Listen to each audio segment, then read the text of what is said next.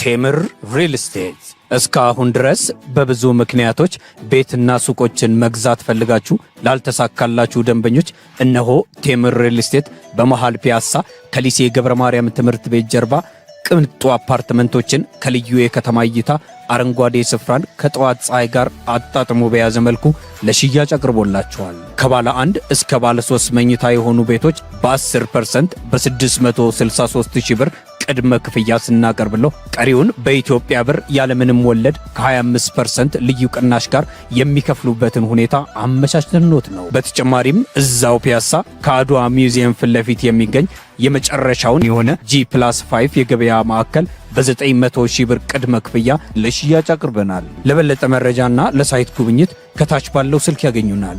ቴምር ሪል ስቴት። ለምን ጠቅላይ ሚኒስትሩ በነ ዶክተር ደብረጽዮን ላይ ያላቸውን በህግ የተደገፈ የበላይነት ማሳየት ፈለጉ? ስልጣናቸውን በዚህ አይነት መልኩ ለምን ኮሚኒኬት ማድረግ ፈለጉ? መልእክቱ ያ ነው ብያቸዋለሁ። አይ ቲንክ አይደለም ብሎ መከራከር የሚቻል አይመስልም።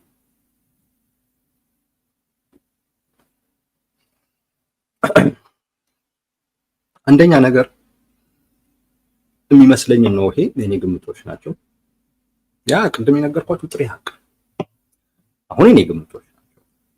ለምን የሚለው ነው ማለት እና እኔ አንድ ሳስብ አንድ 3 ነገሮች መተውልኛል። አንደኛው ነገር የነ ዶክተር ደብረጽዮን አቀራረብ የውስጥ ፍላጎታቸውንም ጭምር የተናገረ በመሆኑ ምክንያት እሱ ስላሰጋቸው ይመስለኛል። ጠቅላይ ሚኒስትሩ ስለሰጉም ጭምር ይመስለኛል። የነ ዶክተር ደብረጽዮንን አቀራረብ ካያችሁት ያ አቀራረብ የፈጠረው መነቃቃት ሁሉ አለ። የፈጠረው መነቃቃት እና እነዚህ ሰዎች ስቲል አሁንም በጣም ጠንካራ የሆነ አቅም አላቸው ተብሎ እንዲታሰብ ሁሉ ያደረገ እና ሌላውን ተቋሚ ሁሉ በእነሱ ዙሪያ እንዲሰባሰብ የሚያደርግ ኢሜጅ ፈጥረዋል። አይ ቲንክ ጠቅላይ ሚኒስትሩ ይሄንን ያሰጋቸው ይመስለኛል። እንዴት መሰላችሁ አቀራረባቸው የነ ዶክተር ደብረጽዮን? አንደኛ እነ ጌታቸው ረዳና እነ ዶክተር ደብረጽዮን ተለያይተው እርስ በርስ በሚካሰሱበት ሰዓት ላይ እነ ዶክተር ደብረጽዮን የፕሪቶሪያ ስምምነት የተፈረመበትን አጋጣሚ ሲያስታውሱ እኛ ለሰላም ዝግጁ ስለነበርን ከመጀመሪያው ጀምሮ እነሱ ደግሞ ከዛ በላይ መግፋት ስላልቻሉ ስላቆምናቸው ነው ወደ ፕሪቶሪያ ስምምነት ይሄድነውና የተስማማነው። ይሄንን ማለት የጀመሩት አቶ ጌታቸው ረዳ ምን በድንጋይ መዋጋት ሁሉ ጀመረን ነበር የሚል እና ኦልሞስት ተሸንፈናል የሚመስል አይነት ንግግር ከተናገረ በኋላ እና በዛ አይነት መልኩ የሆነ አቻ ነገር ነበር እና ፕሪቶሪያም ስንሄድ አቻ ሆነን ነው ጦርነቱ መግፋት ስላልቻሉ ከዛ በላይ መሄድ ብዙ ዋጋ ስለሚያስከፍላቸው ነው። እንደውም አንድ ደጋፊዎቻቸው ጭራሽ የት ድረስ ነው የሚሄዱት? ኦልሞስት ቢሄዱ ቢገፉ በቃ ለሽንፈት ሁሉ ሊዳረጉ ስለሚችሉ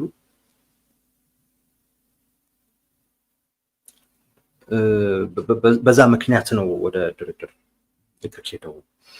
ነው የድርድር ፍላጎቱ ራሱ ከፌደራል መንግስት እንደመጣ አይነት ነገር ነው ሁሉ ነው የሚያወሩት ሲያወሩ የነበረው በወቅቱ። ይሄ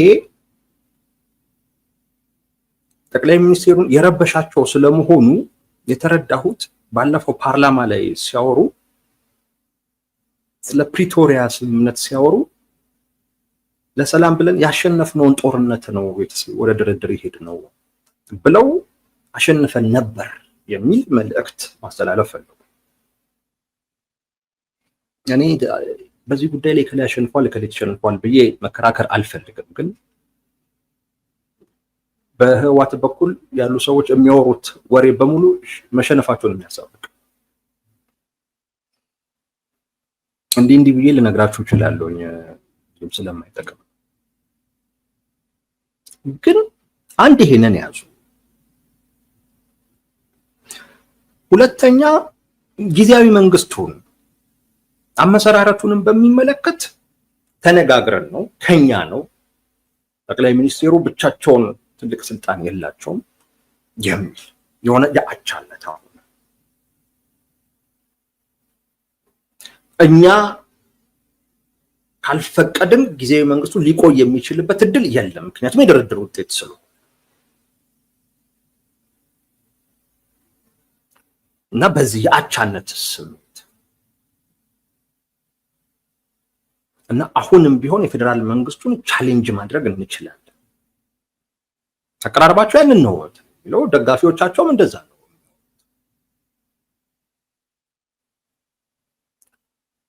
ይሄ ነገር በጠቅላይ ሚኒስትሩ በኩል አልተወደደም ወይም ምቾት አልሰጣቸውም።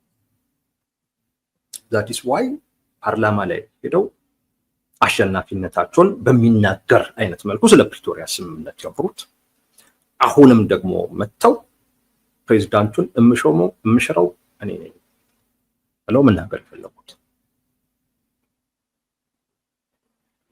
የነ ዶክተር ደብረጽዮን አቀራረብ የፈጠረው መነቃቃት አለ። ያ መነቃቃት እነሱን በሚደግፈው ማህበረሰብ ብቻ ሳይሆን ከዛ ውጪ ባለው ተቋሚን በኩል በእነሱ መካከላውን ውጥረት ከተፈጠረ ለኛ ጥሩ እድል ነው የሚል አይነት ነገር ተፈጥሯል በሌሎች በኩል። ምክንያቱም የሆነ ትልቅ አቅም አላቸው ብሎ ስለሚታሰብ እና የነ ደብረጽዮንም አቀራረብ ያን እንድታስብ ስለሚያደርግ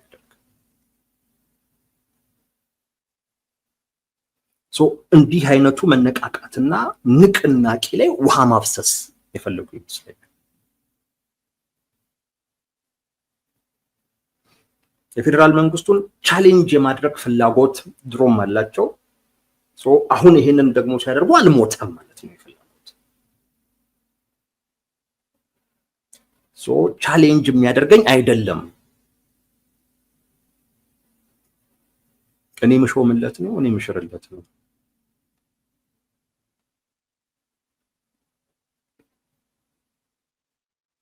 አቻ አይደለም ከኔ ጋር።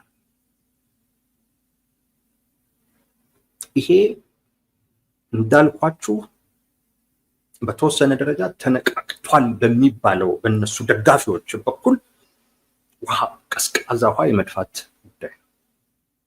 ለዛ ነው ምቾት አይሰጣቸውም። ምቾት በፍጹም አይሰጣቸውም። በእርግጠኝነት በነ ዶክተር ደብረጽዮን በኩል የሆነ ነገር መባል እንዳለበት እያሰቡ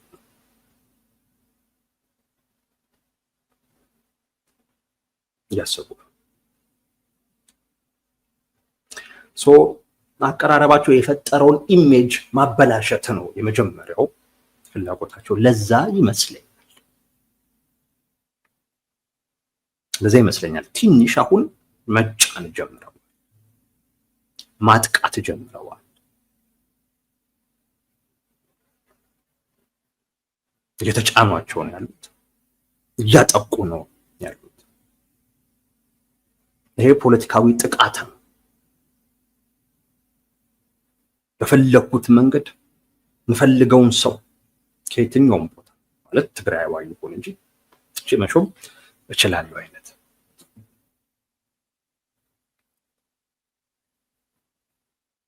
ተነቃቅተው ሁሉ ፕሬዝዳንቱን ሁሉ ቆስ ከማውረድ እንችላለን የሚል አይነት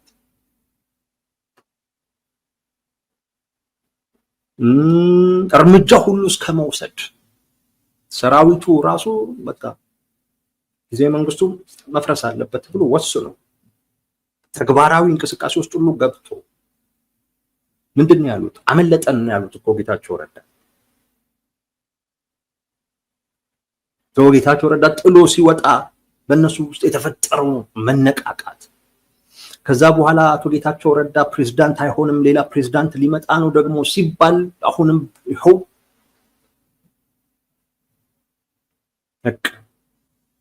ወደ ተግባር ስንገባ እንዲሆነ አይነት የሆነ በቃ ቻሌንጅ እያደረግን አምን የሚል አይነት ነገር ተፈጥሮ እንቲንካውን በሱ ላይ ቀዝቃዛ ውሃ የመፍጠር የመድፋት ጉዳይ ይመስለኛል። ካለው ወቅታዊ ሁኔታም አኳያ ጠቅላይ ሚኒስትሩ ይሄ አይነት መነቃቃት ስጋት ውስጥ የከተታቸው ይመስለኛል። ለሌሎቹም ብርታት እየሰጠ ነው። ምክንያቱም ሰራዊቱ ጭምር ወደ ሌላ አይነት አቅጣጫ እየገባና እየሄደ ስለሆነ በሰራዊቱና በፌደራል መንግስት መካከልም ያለው ልዩነት በጣም ውጥረት እየበዛበት ስለሆነና ከዛሬ ነገ ወደ ጦርነት ገቡ በሚያስብል ደረጃ ላይ ስለሆነ ያለው ሁለቱ ወደ ጦርነት የሚገቡ ከሆነ አብዛኛው ኃይል ትኩረት ወደዛ ይሆናል። ለኛ ጥሩ አጋጣሚ ነው ብሎ ሌሎች አካላቶችም ወይም ተቋሚዎችም ታጣቂዎችም ሁሉ የሚያስቡበት አይነት ሁኔታ ይፈጠራል። አይ ቲንክ አሁን ላይ የራሳቸውን ፓወር ማሳየት የፈለጉ ይመስለኛል። ፕሮጀክት ማድረግ ነው የፈለጉት። በነ ዶክተር ደብረጽዮን በኩል በአቀራረባቸው በንግግራቸው ምክንያት አቶ ጌታቸው ረዳ ብሏል። አዲስ አበባ ሲሄዱ ሌላ፣ መቀሌ ሲሄዱ ሌላ ብሏል።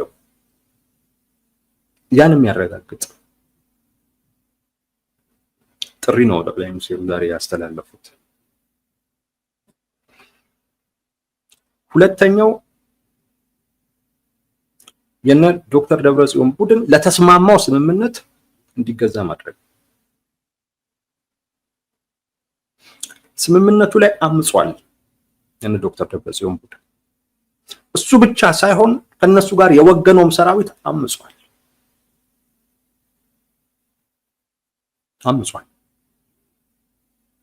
ስምምነቱን እንደ ሽንፈት ነው የሚወስዱት ዶክተር ደብረጽዮን ያለው የጠቅላይ ሚኒስትሩ ትዕዛዝ ነው የተጻፈበት ነው። በዚህ ደረጃ የሚመለከት ሰው ያን ስምምነት ተቀብሎ ይፈጽማል ካላችሁኝ በቃ የመጨረሻው ያዋሰዎች እናንተ ናችሁ። በራሱ የትግራይ ህዝብ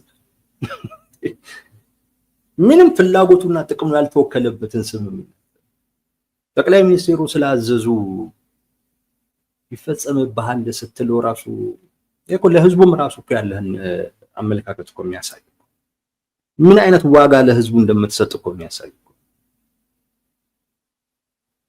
አምጿል። ወይስ ውጥረት ፈጥረው ምን ብለው ሌላ አይነት ድርድር ውስጥ የመግባት ፍላጎት አላቸው? ወይንም ደግሞ የቀራት ብቸኛው አማራጭ ጦርነት ነው፣ በሱ መሄድ ይፈልጋሉ? ደጋግም ያልኩት ነገር ስለሆነና ዛሬ ጊዜው ስላልሆነ ነው ይሄንን ማለት እንጂ ትልቅ ድምዳሜ ነው እየሰጡ ያሉት።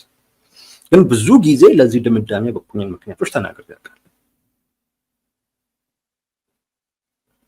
ያልተገባ ትርጓሜ በመስጠት ይሄ ቦታ ወደኛ ካልመጣ በሚል ከዛ አልተስማሙ። ኢቭን መከላከያን ትግራይ ውስጥ መግባት በሚመለከት በኢትዮ ኤርትራ ድንበር ላይ ጀነራል ጻድቃን ይህንን ሐሳብ አቀረበ ተብሎ እንደ ብሔራዊ ክህደት በህወሓት አመራሮች ዘንድ እንደ ብሔራዊ ክህደት ተቆጥሮበት ዘመቻ ተከፍቶበትን ያስተውሳል። እንግዲህ ስምምነት ውስጥ ያለን ነገር ነው የጠየቀው ጀነራል ጻድቃን። እሱ ስምምነት ውስጥ ያለውን ስምምነቱን እቀበላለሁ የሚል አካል እንደ ብሔራዊ ክህደት ቆጠረ። ይሄ ለዛ ስምምነት ላይ ለማመጽህ አንድ ማሳያ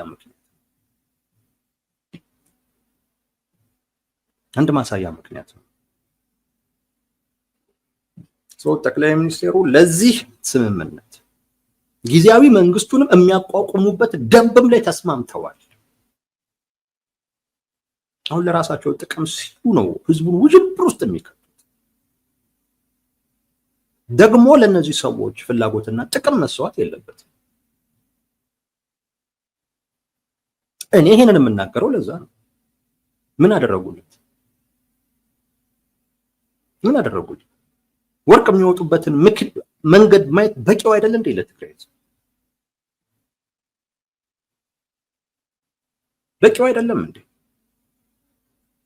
የትግራይን ህዝብ መካስ ባለባቸው ጊዜ በስልጣን የሚሻቆቱ አይደሉም እንዴ? እንደገና ህዝባቸውን ውዥንብር ውስጥ ከተው እንደገና ለነሱ ፍላጎትና ጥቅም ለነሱ ስልጣን እንዲሰዋ ሲያመቻቹት ዝም ብሎ ማየት ከህዝብ ጎን መቆም ማለት አይደለም። ከነዚህ ስለ ህዝብ ደንታቢስ ከሆኑ ወንጀለኛ ሰዎች ጋር አብሮ መቆም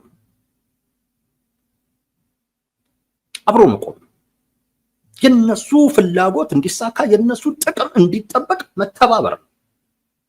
እኔም አላደርገው ማለት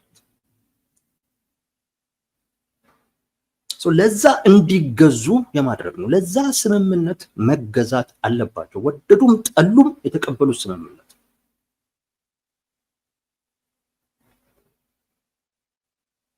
ስለዚህ ለሁሉም ህዝብ የማይጠቅም ነገር ካለ ተነጋግሮ ተወያይቶ አሁን ከተፈጠረው ሁኔታ አኳያ ማለት ነው አዳዲስ ነገሮች ብዙ ስለ በሚጠቅም አይነት መልኩ መፈጸም ያባት ነው። ነገር ግን የራስን ፍላጎት ለማሳካት ሲባል እየጠመዘዙ ሌላ ትርጉም እየሰጡ በስምምነቱ ላይ ማመጽና ለአመጻቸውም ድጋፍ ለማግኘት ሲሞክሩ ማየትና ያንን ዝም ማለት ግን እሱም ስህተት ነው። አይ ቲንክ ለዛ እንዲገዙ የማድረግ ፍላጎት ያላቸው ይመስላል። በቂ ነው ለዛ ከተገዙ።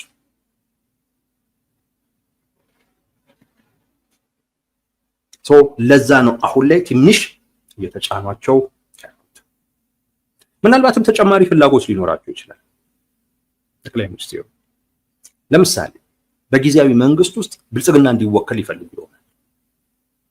መከላከያ እንዲገባ ይፈልጉ ይሆናል። የመከላከያ ፕሬዘንስ ትግራይ ውስጥ እንዲኖር ይፈልጉ ይሆናል። አመጹብኝ ያላቸው ንብረታቸውን ያገደባቸው 42 የጦር መኮንኖች እነሱ ተላልፈው እንዲሰጡት ፍላጎት ይኖረው ይሆናል። በዚህ መጠን እየተጫናቸው ያለው በዚህ መጠን በህዝብ ፊት እያጋለጣቸው እያሳጣቸው ያለው ይሄን ፍላጎቱንም እንዲቀበሉለት ጭምር ሊሆን ይችላል።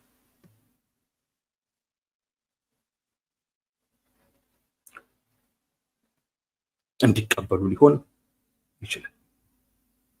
ግን በህዝብ ፊት እንግዲህ ለነሱ በጣም ትልቅ ልምጭ ነው ቢላቸዋል። ልምጭ ነው።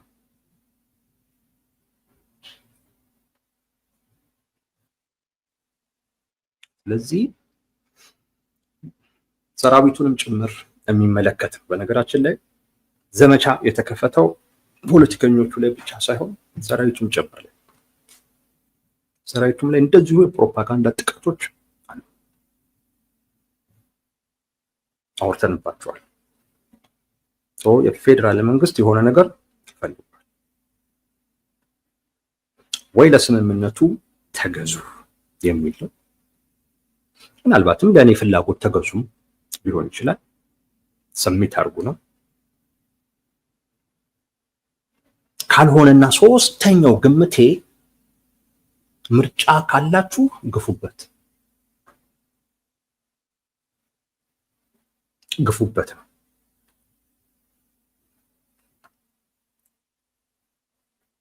ይሄ ጠቅላይ ሚኒስቴሩ እኔ በፈለኩት መንገድ ነው ፕሬዝዳንት መርጠው የሚለውን እኔ ይቀበሉታል የሚል ግምት የለም። ትላንት ሲሉት ከነበረው በጣም የተለየ ነው። ሌላ ጉዳይ ይህን ተቀበሉ ማለት ከዚህ በኋላ በፌዴራል መንግስቱ ሁሉ እንዲህ ይሁን ስምምነቱ እንዲህ ነው የሚለውን ነገር ሁሉ መከራከርም ያለባቸው አይመስልም። ሌላው ተራ ጉዳይ ነው።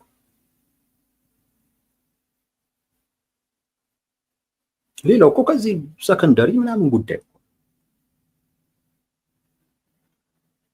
በኃይል እናስፈጽማለን ብለህ ከዚህ በኋላ ብታወራ ማንም ይሰማህ የለም። ይሄን እንደዚህ አይነት ነገር ተቀበል።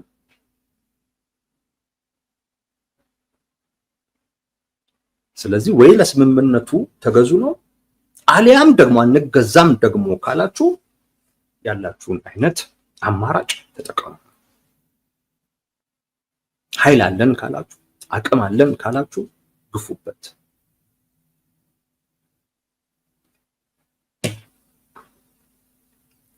ቲፒኤልኤፍ እነ ዶክተር ደብረጽዮን በዚህ ጉዳይ ላይ የሆነ ነገር ማለት አለባቸው። በዚህ ጉዳይ ከሆነ የተስማሙት ስለዚህ ስምምነት ተገዝቶ መሄድ አንድ ነገር። አይ ደግሞ ካላችሁ አለን የምትሉትን ተጠቀሙ። በዛም እጠቀማለሁ ይመስለኛል የጠቅላይ ሚኒስትሩ አቋም። በኃይልም አማራጭ ተጠቃሚ ነኝ በሁለቱም መንገድ። ጠቅላይ ሚኒስትሩ የፈለጉት ነገር አንደኛ አቀራረባቸው ስህተት ነው። ትልቁ ስልጣን ትግራይ ላይ ያኔ ነው። ስለዚህ እሱን ተቀብላችሁ ትኖራላችሁ ወይስ አትኖሩም ነው። እነ ዶክተር ደብረጽዮን እንኖራለን ካሉ መኖር ነው። አይ ካላችሁ ደግሞ በፈለጋችሁት መንገድ ግፉበት ነው። እውነታው ግን ይሄ ነው። ለዚህ ተስማምተህ ትኖራለህ። ምናልባት ተስማምተውም ሁሉ ሊሆን ይችላል። ምክንያቱም የፖለቲካ ስራዎች፣ አስተዳደራዊና ህጋዊ ስራዎች እየተሰሩ ነው። የፖለቲካ ስራዎቹ ማለት ውይይቱ፣ ንግግሩ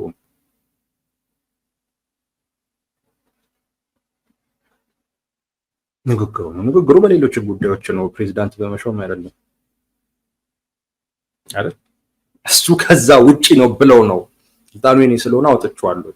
ያ እየተሰራ ባለበት ሰዓት ይሄ ግን ይሁን ብለው ያወጡት የፖለቲካ ውይይቱ ይሄንን አይመለከትም። ፕሬዚዳንት የመሾም ጉዳይ አይመለከትም። የፖለቲካ ንግግሩ በሌሎች ጉዳዮች ላይ ነው።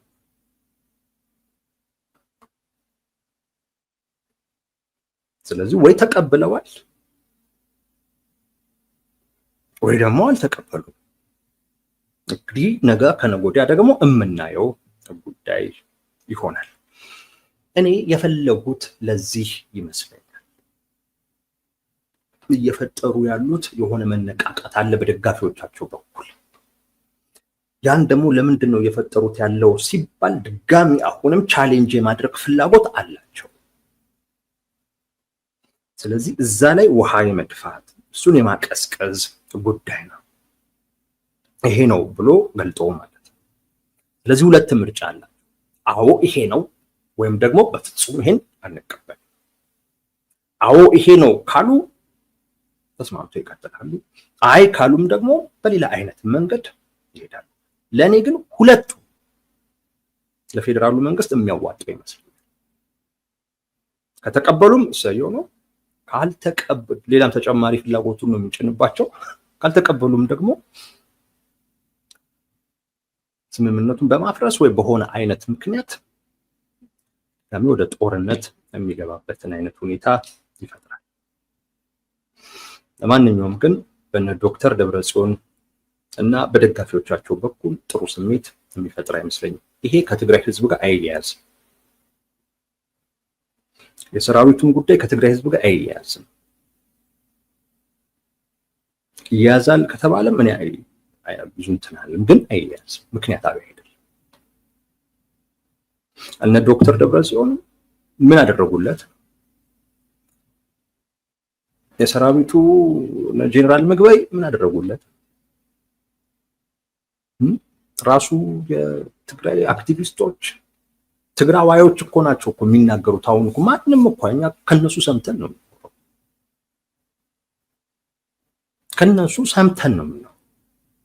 ተቋሚ የሚባሉ ፓርቲዎች እኮ ነው የሚናገሩት በመግለጫ ጭምር።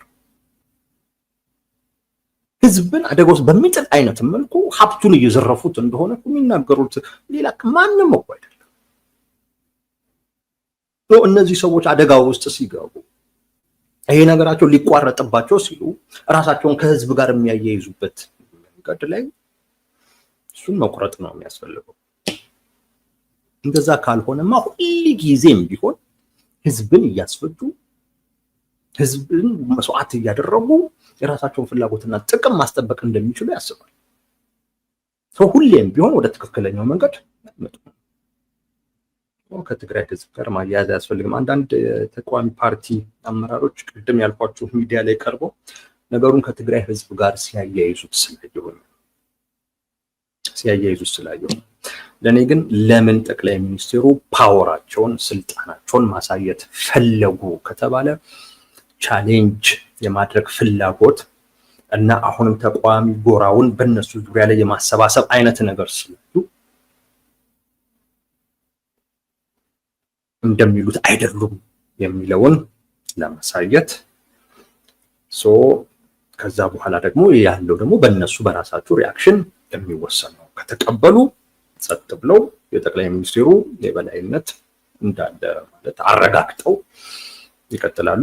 አይ ደግሞ ካሉ ወደ ጦርነት ይገባሉ። በሁለቱም ተጠቃሚ ነኝ ብለው ጠቅላይ ሚኒስትሩ የሚያስቡ ይመስለኛል።